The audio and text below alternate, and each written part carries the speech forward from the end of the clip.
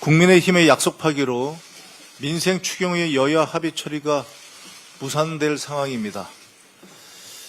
국무총리 인준 거부로 국정의 발목을 잡더니 이제는 민생의 발목을 잡고 있는 국민의힘의 행태가 참으로 아쉽습니다.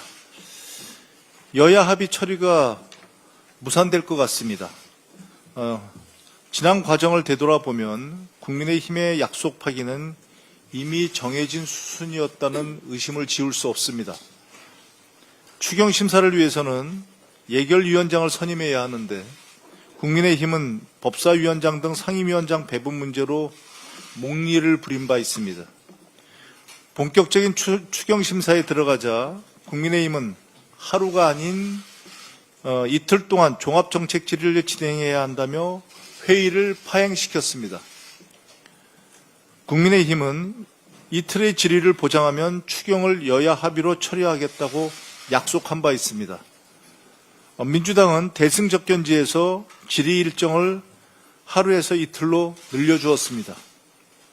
그러나 오늘 새벽 1시 30분쯤 합의 처리는 불발되었습니다. 민생경제 회복의 골든타임은 지금도 조금씩 흘러가고 있습니다. 민주당은 오직 국민, 오직 민생만 생각하겠습니다. 추경을 7월 국회로 넘기지 않을 것입니다. 오늘 본회의에서 민생경제 회복의 마중물이 될 추경을 통과시키겠습니다. 오후 본회의까지는 아직 시간이 좀 남아 있습니다. 이제라도 국민의힘의 각성과 결단을 마지막으로 촉구합니다. 외환죄 혐의가 드러나고 있는 윤석열을 당장 재구속해야 합니다. 윤석열의 지시로 인해 10월과 11월 평양에 무인기를 침투시켰다는 내용이 담긴 군 장교의 녹취록이 나왔습니다. 처음 의혹이 제기됐을 땐 사실 쉽게 믿을 수 없었습니다. 외환죄는 국민에 대한 배신이자 국가에 대한 반역입니다. 만약 북한이 군사적으로 대응했다면 남북 간의 무력 충돌이 일어났을 것이고 대규모 재앙이 발생했을 것입니다. 그 피해는 말로 다 표현할 수 없습니다. 다른 무엇보다 국방의 의무를 다하고 있는 우리 20대 청년들이 제일 먼저 가장 많이 희생되었을 것입니다. 더 이상 무슨 이유가 필요합니까? 내란 속의 윤석열을 당장 재구속하십시오. 윤석열은 자신의 사익을 위해 군 통수권을 남용해서 국민의 생명을 위협하고 국가의 안위를 위태롭게 한 자입니다. 외환죄 혐의만으로도 재구속 사유는 충분합니다. 내란 특검의 단호한 조치를 강력하게 촉구합니다. 이재명 정부는 역시 일하는 정부입니다. 어제 이재명 대통령님의 취임 30일 기자회견이 있었습니다. 이재명 정부는 유능한 대통령과 일하는 정부의 모습이 어떤 것인지 한 달 만에 국민들께 보여드렸습니다. 이재명 대통령님은 취임 직후 G7 정상회의에 참석해서 정상회교를 복원하고 무너진 국격을 회복시켰습니다. 여야 대표 초청 오찬, 추경 시정연설, K문화 주역과의 대화, 광주 전남 타운홀 미팅, 기업인 간담회 등 격이 없는 소통으로 정치를 복원하고 준비된 행정가의 면모를 유감없이 보여주고 있습니다. 1호 행정명령인 비상경제 대응 TF, 민생 추경, 울산 AI 데이터 출범 시 코스피 지수 5000 시대 비전, 해양수산부 연내 부산 이전 지시, 그런 지시 등 민생경제 회복과 성장 동력 확보를 위한 청사진을 제시했습니다. AI 혁신 전문가, 현장 노동자, 검증된 정치인 등 능력과 실용, 국민통합의 내각을 구성해 가고 있습니다. 국익 중심의 실용 외교를 실현할 안정감과 균형감 갖춘 외교 진영도 구축했습니다. 시작이 반이라고 합니다. 시작을 보면 끝을 알 수 있다고 합니다. 60%에 육박하는 국정 수행 지지율은 지난 한 달의 평가이며 제대로 일을 해서 성과를 만들 것이라는 국민의 기대입니다. 이재명 정부는 반드시 성공해야 합니다.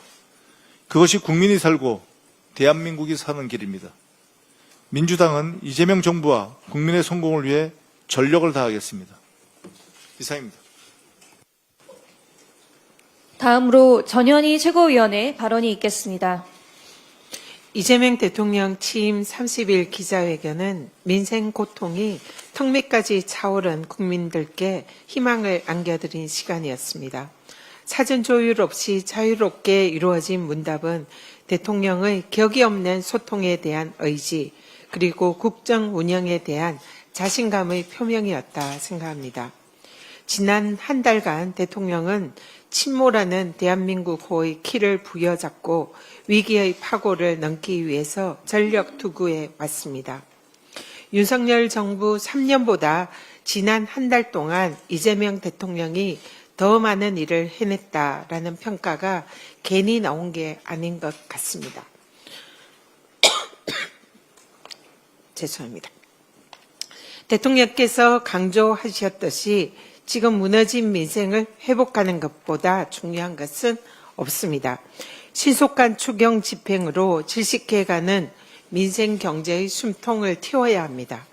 반드시 오늘 안에 내란 치유 민생 회복 추경안이 처리될 수 있도록 국힘의 전향적인 협조를 거듭 촉구합니다. 국힘의 불참 속에 김민석 국무총리 후보자 임명 동의안이 국회를 통과했습니다. 내란이 핥히고 간 대한민국을 다시 일으켜 세울 새 정부 구성의 첫 발걸음을 뗀 것입니다. 대통령과 함께 국난을 극복하고 새 희망의 항해를 펼쳐나갈 김민석 총리에 대한 국민적 기대가 매우 큽니다. 민주당은 남은 내각도 구성을 조속히 마무리해서 국가 정상화에 박차를 가할 수 있도록 최선을 다하겠습니다. 어제 국회 본회의를 통과한 상법 개정안은 코스피 5천 시대를 여는 디딤돌이 될 것입니다. 여야 합의로 통과된 새 정부 1호 민생개혁 법안이라는 의미가 큽니다. 어제 코스피 지수도 상법 개정안 통과에 힘입어서 연고점을 갱신했습니다. 대통령의 코스피 5천 약속은 결코 단순한 구호가 아닙니다. 새 정부 출범과 함께 이어진 코스피 상승세는 정치적 불확실성 해소와 정부의 주가 조작 음단 의지 등 이 모든 것이 아우러진 성과입니다.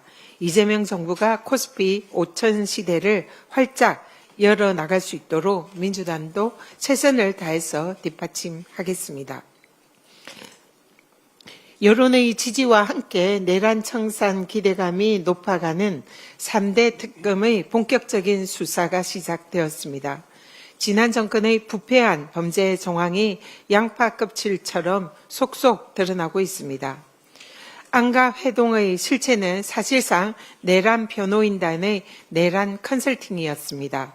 12월 3일 비상계엄, 그 다음 날인 12월 4일 안가 회동, 그리고 12월 5일 사후 비상계엄 선포문 작성으로 이어진 연결고리는 안가 회동의 목적이 내란의 법적 정당성을 사후에 만들어내려는 것이었음을 가리킵니다.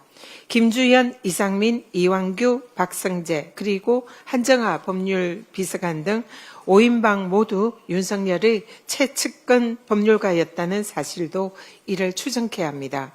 내란 특검은 안가해동 5인방을 엄정히 수사해서 내란의 밤 진상을 규명하고 그 책임을 물어야 할 것입니다.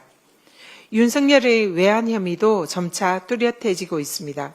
평양 무인기 침투는 윤석열의 지시라는 녹취, 그리고 김용현이 드론 작전 사령부에 경력금을 지급했다는 등 이 모든 의혹들이 사실이라면 윤석열은 내란 수괴에 이어서 외환 수괴라 불려야 마땅합니다. 조은석 특검은 윤석열 등의 내란 세력이 비상계엄의 법적 명분인 전시사변의 상황을 억지로 만들기 위해서 북한의 군사도발을 유도하려 한 것이 아닌가 철저히 진상을 규명해서 그 책임을 물어야 합니다. 김건희 특검 또한 수사 개시 하루 만에 3부 토건 압수수색에 나섰습니다. 그간 주가 조작 수사에 손 놓고 있던 검찰과 너무나 비교되는 빠른 행보입니다. 개미 투자자들을 피눈물 흘리게 만든 김건희와 주가 조작범들에 대한 단죄야말로 주식시장 정상화의 첫걸음입니다. 앞으로 대한민국에서 주가 조작은 꿈도 꾸지 못하도록 철저하고 엄정한 수사와 단죄가 필요합니다. 이상입니다. 다음으로 한준호 최고위원의 발언이 있겠습니다. 네, 오늘도 이진숙 방송통신위원장에 대해서 한 말씀 드리겠습니다. 이진숙 위원장은 7월 2일 그제 자신의 SNS에 대통령목 방통위원 한 명 요구와 관련한 설명문을 게재했습니다. 지난 최고위원회에서 제가 언급한 바가 있는데요. 이재명 대통령께서 1대1 구조가 되면 의결을 못할 텐데 해결 방안이 있느냐라고 이준숙 위원장에게 질문을 하셨고 그 부분을 두고 이준숙 위원장은 1대1 구조로 의결이 가능하다는 것을 대통령이 언급했다라면서 사실상 2인 체제를 인정했다라는 뉘앙스로 해석을 했습니다. 그러면서 대통령께서 중요한 가르마를 타 주었다라는 취지로 주장을 했다고 합니다. 잔머리 정말 좋습니다. 꿈도 야무지네요. 그 질문은 방통위원을 임명해달라는 이준숙 위원장의 검은 속내를 대통령께서 정확히 알고 하신 질문입니다. 2명만 있어도 멋대로 회의를 소집할 수 있고 그러면 마음껏 분탕질 쳐서 국민 주권 정부의 언론개혁을 회방 놓을 수 있다라는 생각, 이 생각을 읽는 게 대통령님 뿐이겠습니까? 모든 국민들이 알고 있는데요. 대통령 질문의 핵심은 다른 데 있습니다. 만에 하나 대통령께서 방통위원 1인을 임명해서 2인 체제가 된다라고 하더라도 이준숙 위원장이 뜻한 대로 일이 풀리지 않을 텐데 어쩔 작정이냐라는 뜻이었겠죠. YTN을 끝내 사형화하고 공영방송을 이사들을 날림으로 선임한 것과 같은 이런 위법적 행각을 또다시 저지를 수 있겠냐라고 반문을 하신 겁니다. 거기에 대고 아름다운 합의를 이뤄내도록 노력하겠다라고 했다니 여전히 4차원입니다.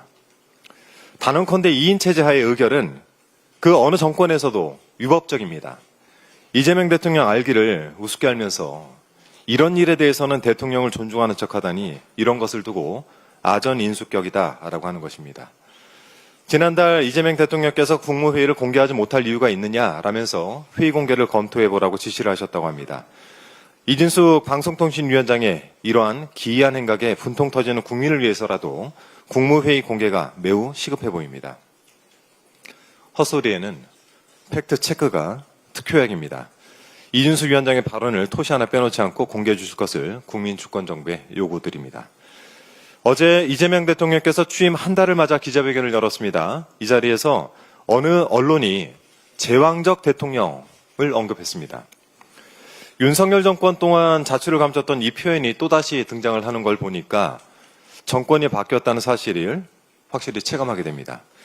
그동안 제왕적 대통령이라는 표현이 사라졌던 데에는 여러 가지 이유가 있겠습니다만 내란 속의 윤석열은 제왕적 대통령이 아니라 제왕 그 자체였기 때문이 아닌가 하는 합리적 의심을 지울 수가 없습니다. 한남동 관저에 있는 유령 건물이 스크린 골프장이었다는 사실이 김건희 특검을 통해서 확인되었습니다. 언론 보도에 따르면 이 스크린 골프장에는 인조 잔디와 티박스, 소파와 옷장까지 설치되어 있었다라고 합니다. 집안의 스크린 골프장. 윤석열, 김건희 부부는 국민의 세금으로 제왕을 넘어서 황제의 삶을 살았던 것 같습니다. 최근 언론 보도에 따르면 김종철 당시 경호처 차장이 건물 짓던 초기부터 김용현 당시 경호처장이 주도적으로 관여했다라는 취지로 말을 했습니다. 심지어 이 건물이 위성사진에 찍히지 않도록 위치까지 구체적으로 지시를 했다고 하죠. 이 눈물 나는 충정의 증표를 내란 속의 윤석열에 갖다 바치기 위해서 필요한 자금은 어떻게 마련을 했는지 의문입니다. 경호처 간부가 시공사 현대건설더러 비용을 대납해달라라고 요구한 정황이 있다고 하는데 특검을 통해서 반드시 규명해야 할 부분으로 보입니다. 관련해 지난해 11월 1일 국회 운영위 국정감사에서 이 건물에 대해 물었더니 거짓말을 한 사람이 있었습니다. 정진석 당시 대통령 비서실장입니다. 당시 이렇게 답을 했죠. 사우나나 스크린 골프 없고요. 참고로 제가 알고 있습니다. 아주 검소하고 초라한 그런 대통령 관저라는 말씀이고요. 같은 날 김성훈 당시 경호처 차장은 과거 관저에는 스크린 골프 시설이 있었지만 지금은 없다라고 말했습니다. 전부 다 위증이겠죠. 국회에서 증언 감정에 대한 법률 제14조 1항에 따르면 1년 이상 10년 이하의 징역에 처할 수 있는 사안입니다. 정진석, 김성훈 두 사람에 대해서는 위증죄를 무겁게 물어야 되겠습니다. 아울러 이상민 전 행안부 장관의 집에서 압수수색 중 현금 다발이 발견되었다고 하죠. 수사팀이 놀랄 정도의 거액이었다고 합니다. 내란 세력들의 실체, 어쩌면 이것이 그들의 실체를 대변하는 것이 아닌가 싶습니다. 다시는 국민과 국회를 능멸하지 못하도록 내란 세력을 확실히 청산해 나가겠다는 말씀드립니다. 이상입니다. 다음으로 김병주 최고위원의 발언이 있겠습니다. 추경안 처리는 경제와 민생을 살리는 데 마중물입니다. 민생 회복을 위한 생명수와 같습니다. 경제는 타이밍이라고 했습니다. 그런데 국민의힘은 대안 없이 반발만 하고 있습니다. 너무나 무책임하지 않습니까? 어제 코스피 지수가 3,116으로 마감했습니다. 3년 9개월 만에 최고치입니다. 국민의힘의 국정 발목 잡기는 이렇게 모처럼 활기를 띠고 있는 주식시장에 찬물을 끼얹는 것과 마찬가지입니다. 오늘은 6월 임시국회 마지막 날입니다. 절박한 심정으로 국민의힘에 거듭 부탁합니다. 국민의 삶을 지키고 경제를 살리는데 지금이라도 추경안 처리에 동참해 주십시오. 그렇지 않으면 민주당은 민주적 절차에 따라 행동하겠습니다. 민생을 외면하지 않는 모습, 책임 있는 여당의 모습으로 국민께 보답하겠습니다. 권위주의적인 소통 방식에서 벗어났다. 국민과의 거리를 좁히고 자유롭게 소통하고자 한 대통령의 진정성이 느껴졌다.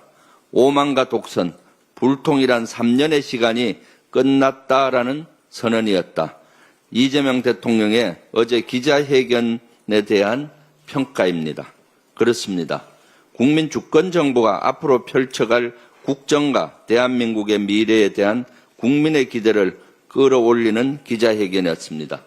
사회 안전망 구축과 강력한 국방력으로 국민의 안전을 지키고 국익 중심의 실용 외교를 통해 경제적 어려움을 극복하겠다는 새 정부의 열망과 자신감을 확인한 기자회견이었습니다.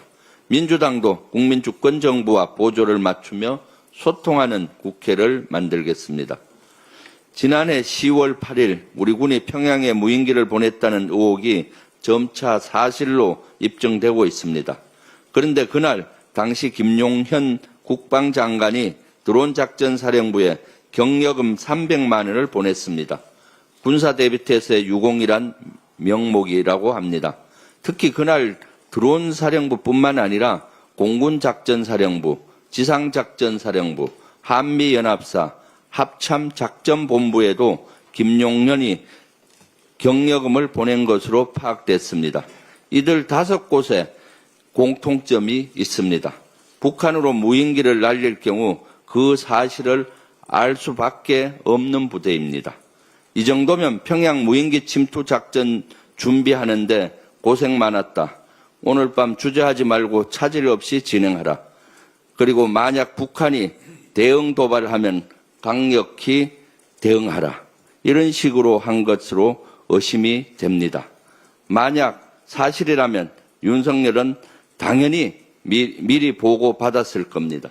김정은을 비난하는 내용의 전단까지 무인기에 달아 살포한 것으로 알고 있는데 이는 전쟁으로 이어질 가능성이 매우 높습니다.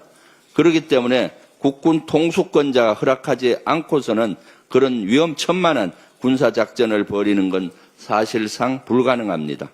내일 윤석열이 특검에 출석할 예정입니다. 이 내용에 대해서도 특검 수사에 진전이 있길 바랍니다.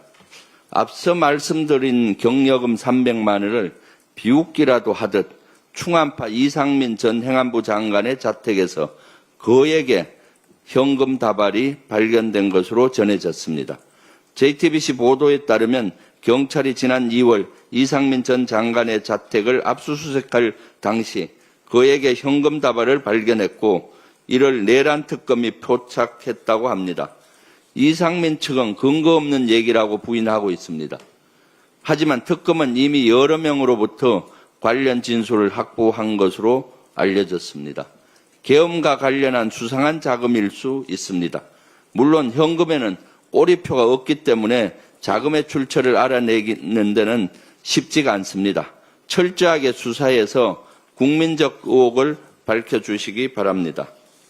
CNN 보도에 의하면 북한이 러시아에 최대 북한군 3만 명 추가 파병 준비를 하고 있다는 보도가 있었습니다. 이는 평화를 위협하는 명백한 행위입니다. 북한의 이러한 참전 준비 사실이라면 아주 심각한 우려가 됩니다. 이를 규탄합니다. 북한은 즉각 파병을 중단할 것을 요구합니다.